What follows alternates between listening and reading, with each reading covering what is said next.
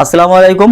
গতকালকে একটি নিউজ দেখলাম, সেই নিউজটি হচ্ছে যারা প্রবাসী থাকে তারা হচ্ছে বাড়িতে আসার পর, দেশে আসার পর একটি স্মার্টফোন 60 দিনের বেশি ব্যবহার করতে পারবে না। 60 দিনের বেশি ব্যবহার করলে তাকে রেজিস্ট্রেশন করতে হবে।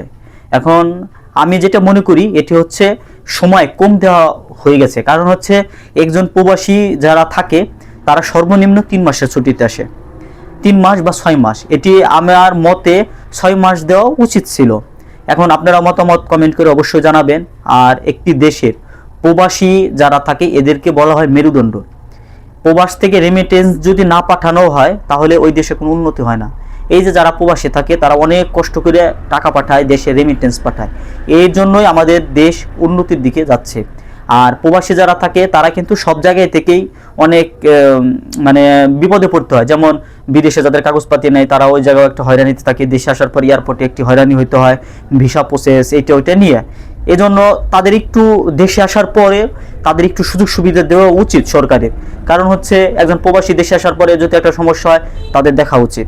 একজন প্রবাসীর ফ্যামিলিতে কোনো সমস্যা হলে তাদের একটি অন্যরকম একটি সাপোর্ট দেওয়া উচিত। কারণ দেখা গেল একটা পরিবারের একজন মানুষ প্রবাসে থাকে, তাহলে তার দেখে কে? প্রবাসী যারা থাকে তারা তো দেশের সবার জন্যই কাজ করতেছে। কারণ সে যদি রেমিটেন্স না পাঠায় তাহলে তো বাংলাদেশ উন্নতি হতে পারবে না। বাংলাদেশ উন্নতির প্রধান উৎসই হচ্ছে কি? রেমিটেন্স।